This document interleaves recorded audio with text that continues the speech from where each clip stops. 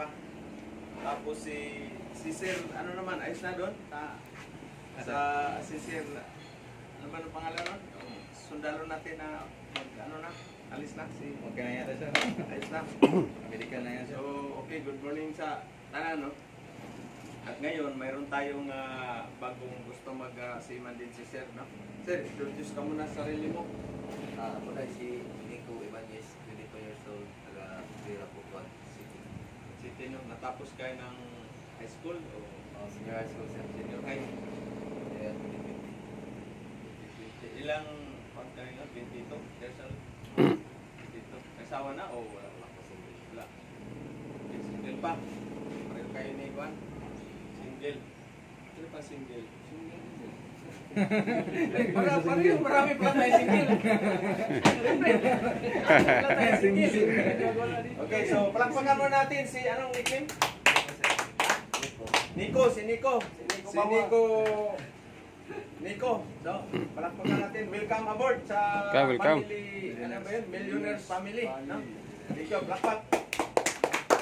Naman, at siya ay nangangarap din na magiging seaman. Peter, OFW. So, wala namang walang bayad pag nangarap ka eh. Pero kailangan samahan mo ng aksyon o hindi mo pwede mangarap ka lang na sabihin mo, mangarap ako, bibili ako ng sasakyan ngayon. Eh kailangan magtrabaho ka para matupad mo yung mga pangarap. So, sa pangarap, no, hindi lang trabaho. Kailangan ano ka rin ng skills, lalo na ngayon, hindi ka pwede mag-abroad kung walang abilidad. Diba? Hindi pwede yan na sabihin mo, mag-abroad ka. Uy, babatiin pa natin lahat ng mga viewers, subscriber. No?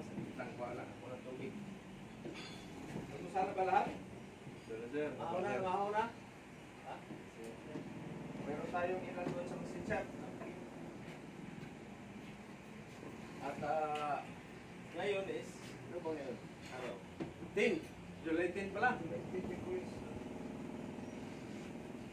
So, siyempre naman, ang trabaho ninyo sa barko talaga, hindi basta-basta yan. Talagang, kaya prepare kayo dito. No? Talagang, mayroong mga barko na walang all-man day. No? Walang, nagkupi na ba kayo lahat? Pusta sir. Thank you, Dan. Mayroon pa tayong kopi dyan. Dan, suyo nga. Doon sa Tapos dalhin man na rin para suyo yung sugar. Dati sa barko hindi ako nagkukopi. Milo.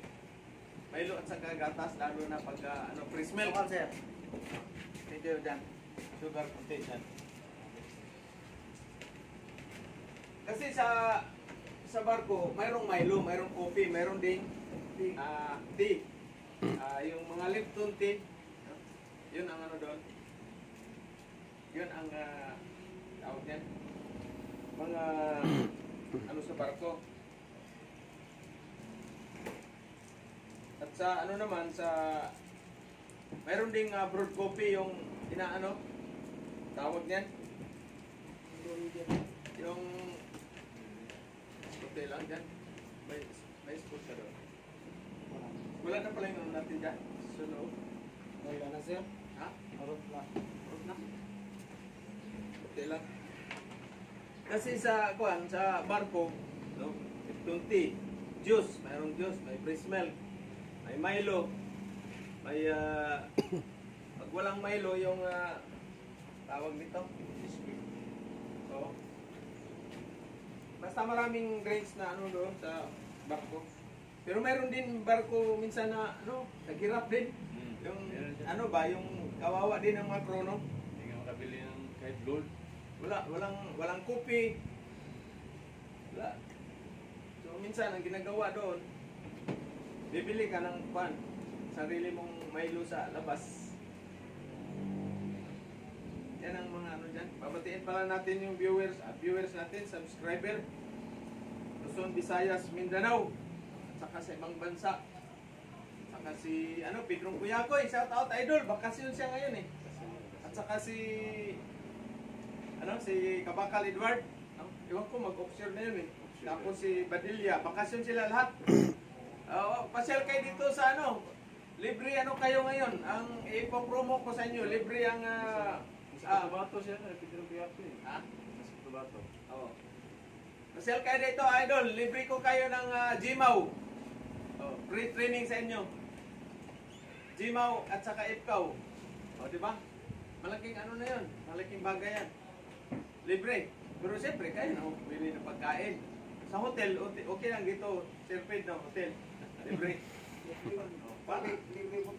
Parang nasa floral lang kayo. Parang nasusugo hotel kayo. Saan ka pa? Ayos ba dito? Ano? Hotel natin, ayos ba? Hindi pa lumalabas yung white lady? Wala pa? So, balik-balikan natin. Shout out pala sa natin sa ating mga viewers, subscriber, Luzon, Visayas, Mindanao, no? Saka sa lahat ng mga gustong magsiman, wala pa tayong mayroon kasing nag-comment na sana makapagtayo doon sa Manila. Malayo na yan, boss. Mukhang hindi na po kaya yan, no? Kasi number 1, wala tayong kapital. Hirap tayo sa financial. Pero kung mayroong mag-branch dyan sa Manila, open yung natin. Pwede nyo gamitin yung pangalan ko ng school.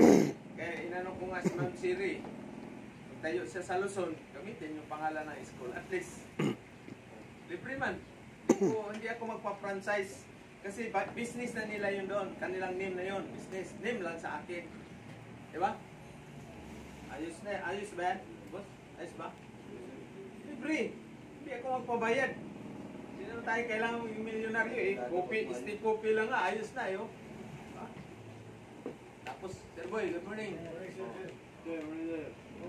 Boy natin. Ano sir? Si maestro natin sa automotive. Pero ano rin yan si Sir Boy, may ismaw din yan. Pwede rin magturo yan. Ismaw in situ din yan si Sir Boy. Meron siyang ismaw. So, yan ang natin. Wala tayong Luzon, wala tayong Cebu, wala tayong Iloilo. Uy, may darating pala tayo ngayon. Ngayong araw yata yung galing Rojas. Iloilo, Cagayan de Oro, Tuputwan, nagbabas pa. Ngayon yata. Ewan ko anong pangalan, no? Dami kasi yung mag-message. Alam mo naman, pasensyahan nyo ako pala yung sa mga nagpa-shout out. Shout out sa lahat. General na lang. Kasi hindi ko man maisa-isa, wala mong tagabasa sa aking pangalan kung sino yung nagpa-shout out. Mga Saudi, mga welder dyan, Cebu, mga welder natin sa shipyard, Japan, Australia, si Boss Joseph, ayos si Joseph Magbanwa, shout out Boss Joseph yan. Ayos na eh. Maganda ng niya, yung mas. Kasi yung mas ninyo minsan sa sa land base, mayroong yan, press air kit dito, may dito kukuha ng hangin sa likod mo.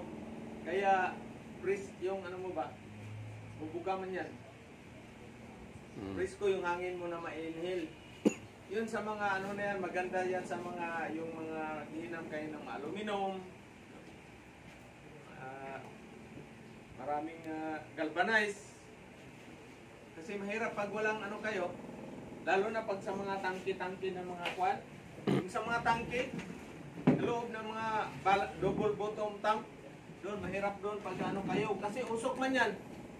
Usok. At least mayroong hangin na bubuga na fresh air. Pero medyo may kamahalan yun. Ingatan niyo yun. Kasi nung nasa ko dito, parang 2,000 US dollar yung unit na brand. 90,000 ko na sir presyo. 90,000 yung Ma'am Cherry. Ha? Ma'am Cherry, 90,000 ang presyo. 90,000? Oo. Dati 2,000 yun. Kape, Sir Boy? Sir, matos ako sa akban sa LTT mo. Okay, Sir Boy. Ano man yan, yung 2,000 na ano ba yun? 2010?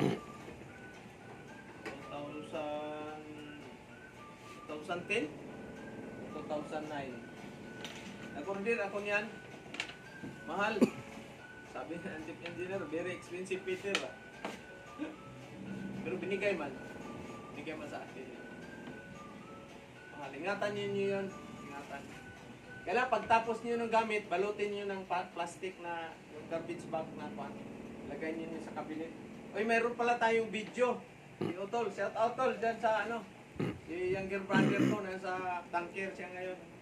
Shout out pala natin, babatiin natin yung mga agency na nagbigay ng tulong sa ating mga graduates.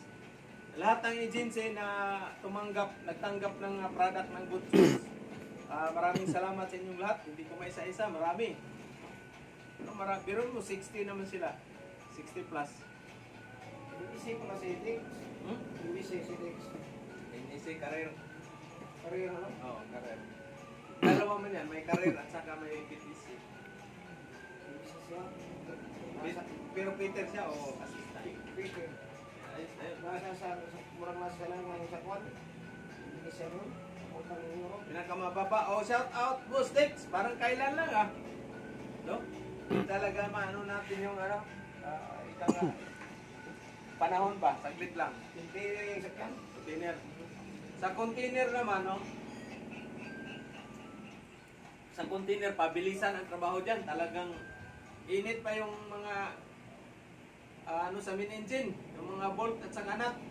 Mag-ano kayo, mag-welding gloves pag nagtanggal kayo ng nut na malaki. Yung sa exhaust valve, 4 man yan. Eh, ganito kalaki yung ganito kalaki yung nut, oh. Laki, malaki pa dyan. Mainit pa, kailangan mag-welding gloves kayo. Kasi ang container, bakit yan? Parang taxi. Mabilis na pirto. Hours lang. Minsan, magbaba lang kayo ng 10 container. Takbo na naman. Iba na naman na Kaya pag malapitan kayo, bilar, puyat ka ba? Kasi maya-maya, dating standby, maya-maya standby. Yan sa namin, sa Manila, ang biyahe ko, Hong Kong, Manila, sa Manila, dalawang, fair, sa South at saka sa North, tapos Indonesia, ganyan, lagari. Sos, bilar ka palagi dyan sa Manila. Shout out pala dyan sa mga natin na mga container boy. Mahirap. Ako, ayaw ko ng container. Gusto ko bulk. Bulk yung ganyan. Ito pinakamaganda sa sakyan. Mayroon lang kang mayroon lang crane. Ito kasi matagal ito sa pirto. At saka papasok kayo dito sa makapasok sa loob-looban ba? Makapasok sa loob-looban. Ito. Ito. Ang naman nito, minsan magre-repair kayo dito sa itaas, dito. So kailangan gagamit kayo ng harness, no? Complete PPE yan. Ito ang pinakamaganda na sampahan kasi matagal sa pirto ito. Pag uulan lang, lalo na pag steel yung sarado yan or yung kargamento ninyo, isarado. Tagal. Grains yan. Oh. Pinakamadali na to, 1 week sa pirto. Kaso lang, pag magastos ka, mahilig ka maglabas-labas, ubos yung pinaghirapan mo dyan. Ubos si Washington ba? Oo. Kaya kayo, dito. Ito ang pinakamaganda ko na maganda sampahan. Nakadalawang ko ganyan, dalawang ganyan kalaki. Pero may Takbo nito, 11, 12. Ano lang yan, may na. Oo. Minsan, abutan kanas-kanas, 4 na lang, 3 nuts, 4 nuts. Kaya ito, baba. Ito yung na parang 50, hindi pala, yung Panamax ko pala nasakyan. Itong budiga na 52 days. Pinakamalayo ko na biyahe, 50. Yung pinakamatagal pa na biyahe, 52 days. Venezuela to China. Venezuela to China. Oh. Mabagal matakbo, iabutan pa ng kanas-kanas minsan. Yung kanas-kanas, yung malaking alon ba? Kaya doon sa pagmalaking alon, mag-isip kayo ng business. Business na talaga tayo, Pete. Business na. Pag naman, pag yung dagat naman, magandang dagat. Ako, plano naman extension. Shout out sa ating mga seaman na nanonood ngayon pala, no? Inisyo na lang. Oh my God.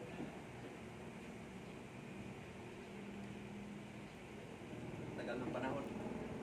Kasi huli kong running diesel 2007.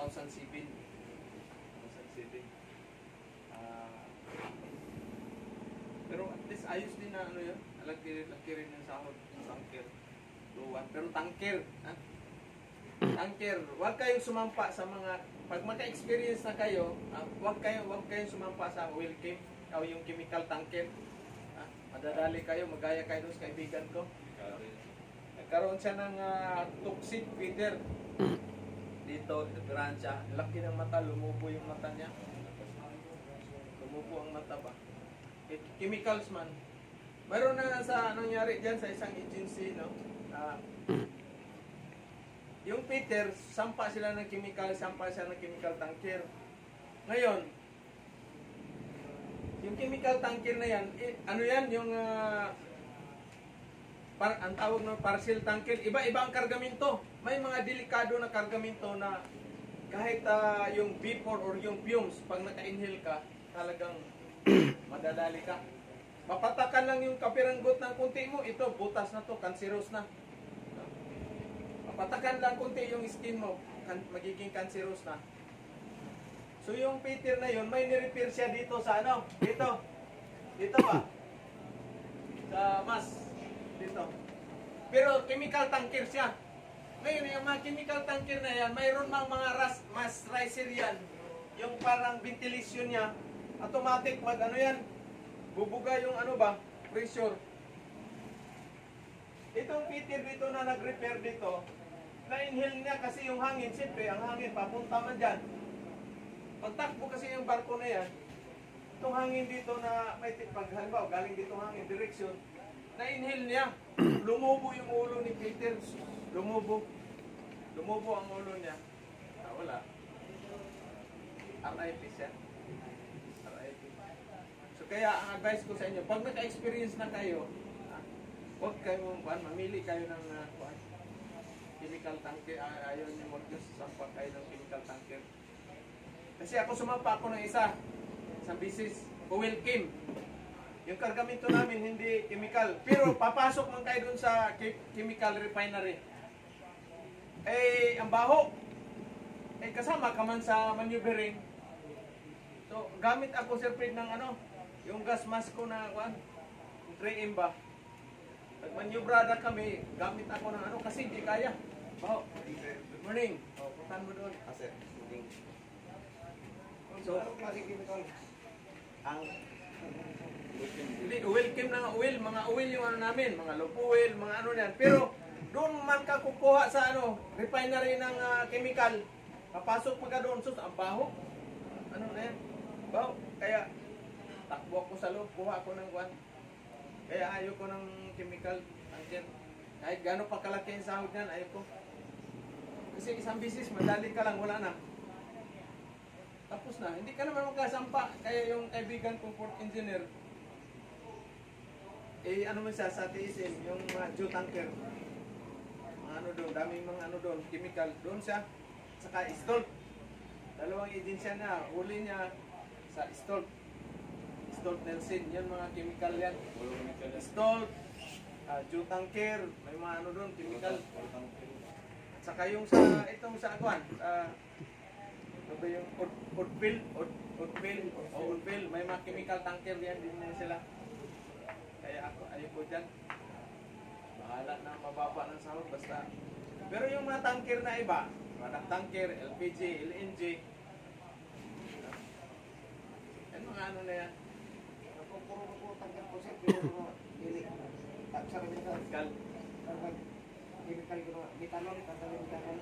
Nakano ko ng LPG, tanker. Karga kami ng ammonia.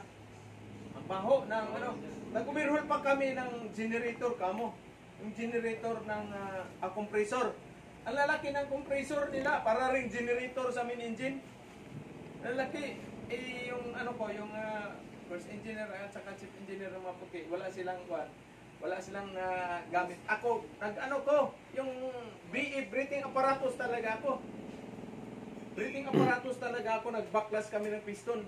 Kasi hindi kaya hindi kaya ko. Yung balat ko nga dito na parang babatakin ganun Sila suka sila labas sila. Labas. Kansawan man nila ako. Ay, very dangerous. Pero kawa sila. Suka sila. Wala. Makakuha po sila ilang mga gamit. Ano, nagpabayaan ko nila ito ako na isa. Kuha sila, chief engineer, first engineer na maputi ko. Kaya eh. Suka-suka sila ako ha. Sige rin katawa, pero ano, grabe. Ito, marang hinahatak tong balat ko sa fumes ng kwan, ng ammonia. Grabe. Ang namatayan dun sa ano sir, yung sa isability. Tumutok, ano ba, nag-leaking yung pinyada ba? Oh. Maraming namatayan dun. Isability. Sardine sa ammonia. Discarding. Yung buso namin na, yung may barko ako ron, nandun sa Masinsap, yung barko ko. Si Buson, binigyan ng job order ni first engineer.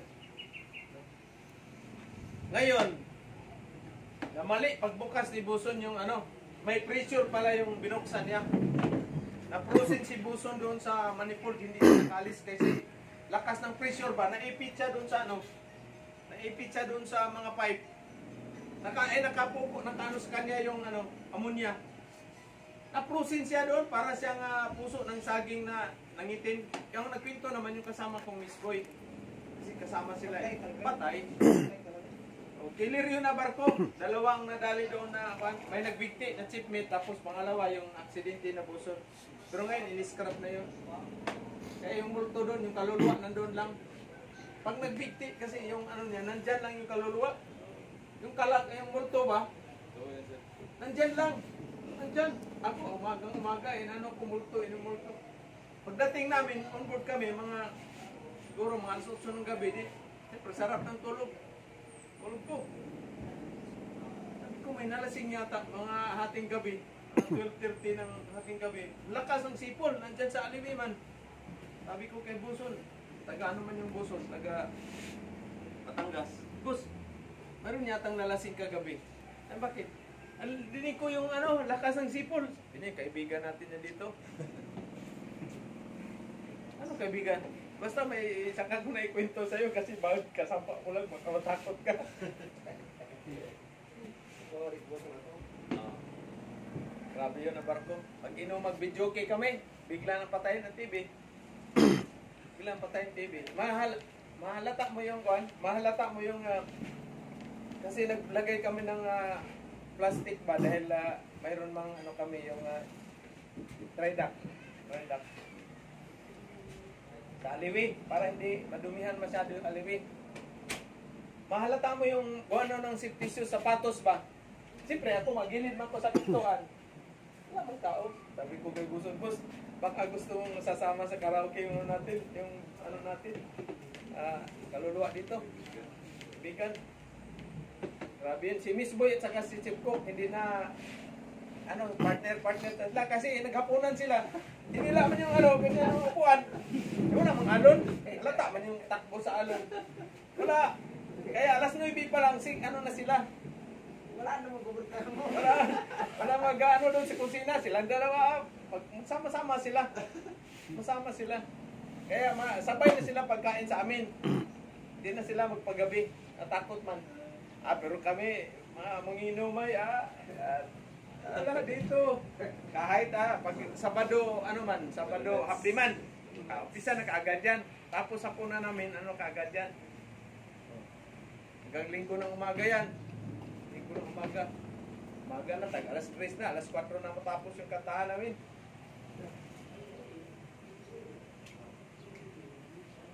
Kasi sa barko, kailangan ma-enjoy nyo yung sarili ninyo. Kasi pag hindi ka magkihalubilo, ang bagal ng 10 months. Yung nandyan ka lang, tapos trabaho, punta ka na sa kamarote mo, nagtatago ka na doon. Ang bagal ng kontrata dyan. Kaya lang, kwento-kwento mo na. Kasi sa barko talaga, mayroon tayong isang mayroong isa pang mag-enroll. Walang ibang dumating dyan. Yung taga San Vicente, kahapon dito yung nanay eh. Baka hindi siguro natuloy. Okay, so yan ang dyan, kailangan ninyo sarili ninyo. Enjoy lang, trabaho. Enjoy ninyo rin trabaho. No? O shout out yan pala si makinista. O kita nyo, kaya nga ni ma'am, si makinista, babae. No? Sabi nga niya, ano daw, yung bawal ang tamad doon. Talagang totoo yan, bawal ang tamad sa barko na hindi pwede yung atamad-tamad ka. Kailangan sipag, double time yung ano niya palagi. Yung trabaho mo ba, halimbawa itong trabaho nito, kailangan mabilis matapos. Kasi minsan mayroong emergency na naman. Pag hindi mo tapusin kaagad, sabi, wala namang ibang susunod. Hindi yan, walang katapusan, nandyan, walang katapusan. Kaya bibilib sa'yo si first engineer kung matapos kaagad yung trabaho mo. Kasi kagaya nung kasamahan ko na kuwan, Peter,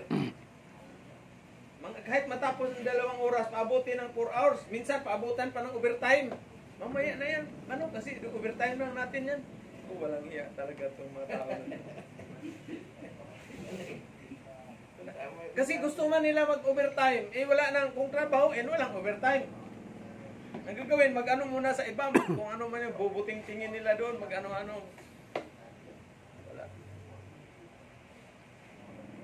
Sa kayo, huwag kayo maglista ng overtime. Kung hindi naman kayo nag-overtime, kawawa naman yung company. Hindi naman tayo nagsisip-sip sa company. Siyempre, mahalin natin yung company natin dahil sila man ang nagbuhay sa atin. Kung wala ng company, di ba? Kaya nga, pag binigyan tayo ng trabaho, no? Binigyan tayo ng chance makasampa ng barko, ingatan nyo talaga. Kasi hindi lahat ng tao na nangangarap magsiman, pero hindi sila nakasampa. So ngayon, bibigyan kayo ng oportunidad makasampa. Kahit gaano magkaliit ang sahod yan, talagang ingatan ninyo yan. Ingatan ninyo. Ang mahalaga dyan na matapos yung kontrata, pag hindi na kayo sa company, so magpaalam kayo ng maayos sa agency. Hindi yung aalis lang kayo na walang anong tawag niyan, walang paalam ba? Huh? Kasi malay natin, may mga nangyari yan eh. Yung barko mo, umalis ka sa isang agency. Ngayon, nag-change manning yung agency na, yung barko na sinampahan mo, balik na naman doon sa yung inalisan mo na agency. So, kita din kayo doon. Diba? So, pangit. Kailangan, okay, sir, ano man ako, maghanap-hanap na ako ng iba na kuhan. Magpaalam talaga ng maayos. At least, pag character check man yan, o lipat ka doon, matatawag man yan, diyan ba galing si kuhan? Si Tapulano? O dito? Bakit nag-apply ba dyan? Di man nagpaalam yan dito sa amin. O di? Ano ka kaagad, di ba? Imbis na tatanggapin ka, kaya qualified ka, hindi ka naman nagpaalam. So, ibig sabihin, yung attitude mo hindi maayos, kaya hindi ka nagpaalam eh. Kaya magpaalam. Diba? Gawa ka ng mo, personal mo na kausapin yung port captain or yung crewing manager. O anong rason mo. Pero kung sumasahod na kayo ng mga $2,000 up to 5, steady na kayo dito. Huwag na kayong maghanap pa ng iba. Unless kung mag-offshore kayo. No? Pag dito na kayo nasahod, dito na, steady na kayo dyan. Advice ko sa inyo. Mahirap yung mag-apply ka na naman. Antay ka na naman ng ilang buwan. No? At least sa isang company, no? Kabisado mo na, pag nandyan na, ang mga tao dyan, rotation man, ikot-ikot, magkikita-kita kayo, mga kasamahan nyo. Panibago na, panibago. At saka may mga agency na, may mga barko na, palibasa, bago ka dyan sa agency nila, sila, mga veterano na, para kang ikuan, yung medyo ang pagtingin sa'yo, may under, ang tawag ito, discrimination ba? Mayroon, na ganyan. Pinaka-nabis talaga, pag medyo ayos ang sahod, steady na. Oh? Para hindi ka na mag-apply pa ng iba. Pero kung gusto mo talaga naman na lumaki pa yung kita mo, ay apply ka na naman. So kailangan i-prepare mo pag nag-apply kayo ng trabaho. Kailangan mag-prepare ka ng pira mo pang standby. Di ba? Kung wala ka ng pira dahil inubos mo doon sa bili ka ng sasakyan, bili ng lupa, painom doon sa mga barkada mo na palahubog. Wala na. Kailangan mag-standby kayo ng 3 months. Dapat pinakababa, mayroon kayong 100K. 100K. Standby. Kasi sa family mo, lalo na pag may estudyante ka na, Binata ka, wala kang estudyante, binata pero dami ng mga siyuta. Ubos din. Ha? Maraming ganyan eh, single. Pero nagtataka ka, bakit pagdating doon sa Tagayan, ayaw mag-ano kasi daming problema, dami pang utang daw, dami pang wala siyang pera. Eh paano? Puro 6 months. Ha? Isa-isa lang. Isa-isa lang, hindi yung dubli-dubli. Kasi magastos man. Kung ay mapa-inlove ka, patay na naman, hingihan ka naman pang apartment. Patay na. Huwag niyong ano talaga. Tandaan niyo yung sinasabi ko, ha? Pag mag-ano kayo, hingi ng apartment yung babae. Apartment. Eh siyempre, apartment, ang ganda-ganda ng apartment, walang gamit. Ay hindi naman, pwede lagyan mo lang ng electric pan yan, ganda ng apartment. Eh, ang magandang apartment dyan sa Maynila, pinaka-ano na yan, siguro mga 10,000 up to 50,000 naman. Siyempre, bibilhan mo ngayon ng kumpleto gamit niya sa loob. Diba? Okay. Tapos, pag-alis mo, wala na, iba na namang boyfriend nun. Pare na naman. Patay tayo dyan. Ilang minutes sa bayan, boss? 31, sir. Okay, stop mo na. Ano? Thank you sa ating mga viewer. Good morning.